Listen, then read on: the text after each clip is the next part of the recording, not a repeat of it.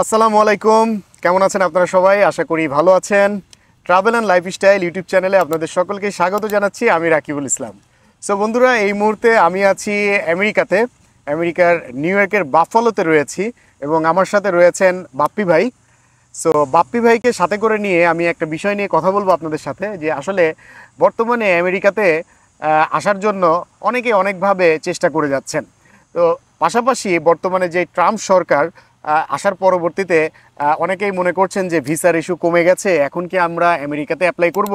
আমারই পরিচিত অনেকেই বলছে না, আমেরিকাতে এখন চেষ্টা না করে আমি ইউকেতে চেষ্টা করি, ইউরোপে যাওয়ার জন্য চেষ্টা করি, স্টুডেন্ট ভিসার জন্য বা ভিজিট ভিসার জন্য বা বিজনেস ভিসার জন্য, যে যেখানেই চাচ্ছেন। বাট আসলে আমি আজকের আপডেট ভিডিও নিয়ে আসছি, যে আমি আলোচনা করতে যাচ্ছি এটা, যে বর্তমানে কিন্তু এই ভিসা রেশু ট্রাম্প ক্ষমতায় আসার পরবর্তীতে কি হয়েছে, এটা কিন্তু আগের থেকে আরও বেড়েছে। আমরা যে স্ট্যাটিস্টিক্সে দেখেছি 2024 সালে 40,000-এরও বেশি কিন্তু আমেরিকার B1 B2 শুধুমাত্র ট্যুরিস্ট ভিসাই কিন্তু অ্যাপ্রুভড হয়েছে। এরপরে স্টুডেন্ট ভিসা সহ ধরতে গেলে প্রায় 50,000 মতো কিন্তু ভিসা দিয়েছে, যেটা অন্যান্য অ্যাম্বাসির থেকেও বেশি, অন্যান্য ইউকে বা কানাডা বা অন্যান্য দেশের থেকেও অনেক বেশি। বর্তমানে এই 2025 সালে ট্রাম্প সরকার আসার পরবর্তীতেও আমরা এপ্রিল পর্যন্ত আমেরিকান বাংলাদেশ অ্যাম্বাসির একটা জার্নালে দেখেছি যে এখানে 10,000-এর বেশি কিন্তু ভিসা কিন্তু অলরেডি হয়ে গেছে, আরও 8 মাস বাকি রয়েছে। সো সামনে আমাদের ফিফা বিশ্বকাপ, বাপ্পি ভাই, আমরা জানি যে সামনে ফিফা বিশ্বকাপ 2026-এ অনুষ্ঠিত হতে যাচ্ছে। তো এই ফিফা বিশ্বকাপকে কেন্দ্র করে আপনি একটু বলবেন আমাদের দর্শকদের সামনে যে এই ফিফা বিশ্বকাপকে কেন্দ্র করে তাদের প্রস্তুতি কেমন হতে পারে, বা আমেরিকায় আসার জন্য কোন ভিসাটা তাদের জন্য সুইটেবল হতে পারে আমার দর্শকবৃন্দের জন্য। হ্যাঁ, অ্যাকচুয়ালি আমরা সবাই জানি সাধারণত যে দেশে ওয়ার্ল্ড কাপ হয় ওই দেশে অটোমেটিক ভিসাটা ইজি হয়ে যায়। কারণ ওয়ার্ল্ড কাপ অ্যাকচুয়ালি একটা বিষয় সবাই মাথায় রাখতে হবে, যেমন অনেকের মনে যে প্রশ্নটা যে হ্যাঁ ট্রাম্প সরকার আসলে ভিসাটা বন্ধ হয়ে যাবে, একটা জিনিস মাথায় রাখতে হবে, ভিসা যত বেশি ইস্যু করবে তত কিন্তু তাদের দেশের ইনকাম, ঠিক আছে। যেমন আমাদের দেশে আমেরিকান এম্বাসি আছে, আমেরিকান এম্বাসির আয়ের সবচেয়ে বড় উৎসটা কি? তাদের কিন্তু ভিসা। তারা যদি ভিসা বন্ধ করে দেয় তাহলে তো তাদের আয় বন্ধ। তার মানে কি, তারা যে এই যে এম্বাসিটা খুলে রাখছে এটার খরচটা তারা কোত্থেকে জোগাড় করবে? সো এই ধরনের যারা মন্তব্য করবে যে আমেরিকা ভিসা বন্ধ করে দিবে ট্রাম্প সরকার, এটা একদম নেহাত বোকামি ছাড়া কিছুই নয়, ঠিক আছে। কারণ প্রত্যেকটা এম্বাসিরই একটা বিশাল অ্যামাউন্ট খরচ আছে, এই খরচটা তারা ভিসা সেল করার মাধ্যমেই তারা করে। এবং ওয়ার্ল্ড কাপ কেন তারা আমেরিকায় করতেছে, এটারও একটা বড় কারণ হচ্ছে যে ওয়ার্ল্ড কাপ করার মাধ্যমে তাদের বিশাল একটা ইনকাম হবে, কারণ এখান থেকে বিভিন্ন দেশ থেকে মানুষ এখানে আসবে। তো ওয়ার্ল্ড কাপ যেহেতু এবার আমেরিকায় হচ্ছে, যার জন্য যারা আমেরিকা আসতে চাচ্ছে এটা হচ্ছে তাদের জন্য সবচেয়ে সুবর্ণ সুযোগ। এবং এই ওয়ার্ল্ড কাপ এর জন্য যে ভিসাটা সবচেয়ে গুরুত্বপূর্ণ সেটা হচ্ছে ট্যুরিস্ট ভিসা, যেটাকে বলা হয় B1 B2 ভিসা। তো যারা তোমরা আমেরিকায় আসতে চাচ্ছ খুব সহজে ট্যুরিস্ট ভিসায়, তাদের এই সুযোগেই তাদের আসা সবচেয়ে মোক্ষম সময় ওয়ার্ল্ড কাপকে কেন্দ্র করে। তো আমরা যে অপরচুনিটিটা দিচ্ছি সেটা নিয়ে রাকিব ভাই বলুন। জি, ধন্যবাদ বাপ্পি ভাই। আসলে আমেরিকায় আসার অনেকগুলো ওয়ে আছে, তার মধ্যে সহজ ওয়ে হচ্ছে ট্যুরিস্ট ভিসা। আর আপনি ট্যুরিস্ট ভিসাতে এসেও কিন্তু আপনি আপনার ক্যারিয়ার গড়তে পারবেন এবং এখানে স্থায়ীভাবে থেকে যেতে পারবেন, যেটা অন্যান্য দেশে নাই।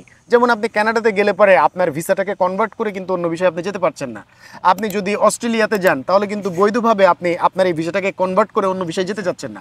বাট আমেরিকাতে আপনি চাইলে এই সুযোগটা আছে। এবং যারা আমি আর কথা আপনার কথার মাঝে কথা বলতেছি, যারা ট্যুরিস্ট ভিসায় আসবে, যেমন ওয়ার্ল্ড কাপকে কেন্দ্র করে কেউ ট্যুরিস্ট ভিসায় আসলো, সে কিন্তু 5 বছরে ভিসা পাবে। 5 বছর ভিসা পাওয়া মানে কি, সে 6 মাসের মতো এখানে স্টে করতে পারবে।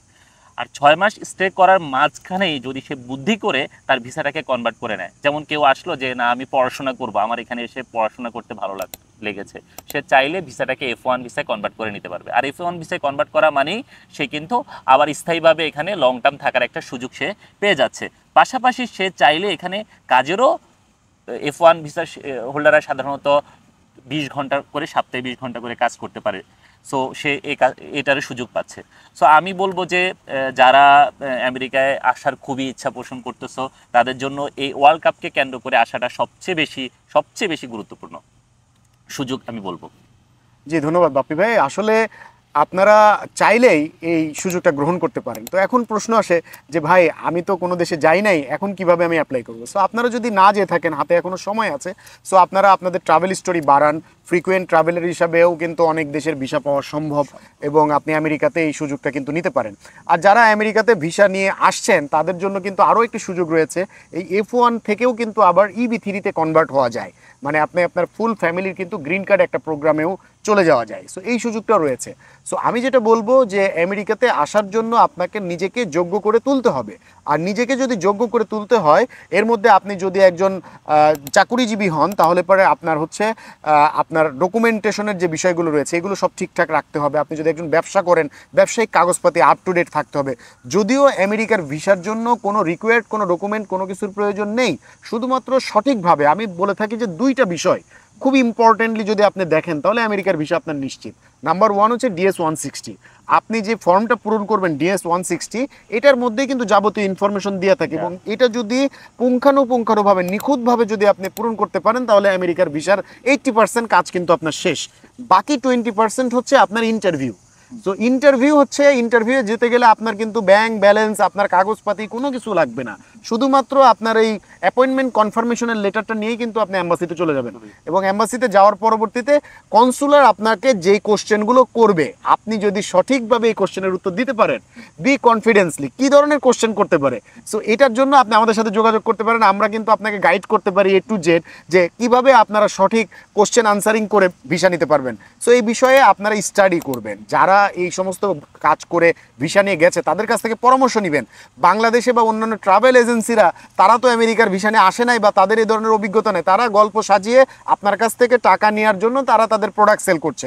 বাট যারা আমেরিকাতে এই ট্যুরিস্ট ভিসা নিয়ে গিয়েছে, যারা বাস্তবে এই পথে পার হয়েছে, আপনারা যদি তার কাছ থেকে পরামর্শ নেন তাহলে আপনি যেতে পারবেন। যেমন আমি নিজে প্র্যাকটিক্যালি প্রুফ, আমি নিজে এই ট্যুরিস্ট ভিসা নিয়ে আসছি, আমেরিকাতে আসছি, তার আগে বিভিন্ন দেশে ঘুরেছি।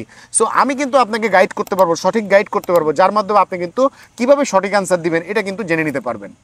সো যাই হোক, আজকে অনেক কথা বলে ফেললাম এবং আমিও এক্সাইটেড যে বাপ্পি ভাইয়ের সাথে এখানে আমরা ঘুরতে আসছি। এটা পার্ক, একটা সুন্দর একটা পার্ক, খুবই সুন্দর একটা জায়গা। সো যাই হোক, আজকের ভিডিওটি আমি আর দীর্ঘায়িত করবো না। সো বাপ্পি ভাই, সর্বশেষে আর যদি কোনো ইনফরমেশন থাকে দিয়ে আমি ভিডিওটা শেষ করতে যাচ্ছি। হ্যাঁ, মোটামুটি রাকিব ভাই মোটামুটি গুরুত্বপূর্ণ কিছু কথা বলেছে যে DS-160 এই ফর্মটা কিভাবে পূরণ করতে হবে এটা নিয়েও অনেকে হ্যাসেল স্বীকার করতে হয়। তো যাদের এটাতে প্রবলেম আছে তারা আমাদের কমেন্ট করবেন, আমরা ইনশাল্লাহ যথাসাধ্য চেষ্টা করবো সহযোগিতা করার জন্য। প্লাস হচ্ছে ইন্টারভিউতে কী ধরনের প্রশ্ন করে এটা নিয়েও যদি কারো কোনো সমস্যা হয়ে থাকে, আমরা কী ধরনের প্রশ্ন করে সে বিষয়ে আপনাদের হেল্প করতে পারবো এবং প্রশ্নের উত্তর কিভাবে সাজাবেন সেটাও আমরা হেল্প করবো ইনশাল্লাহ। তো আজ এ পর্যন্তই, ভালো থাকবেন, সুস্থ থাকবেন। ধন্যবাদ সবাইকে, আল্লাহ হাফেজ।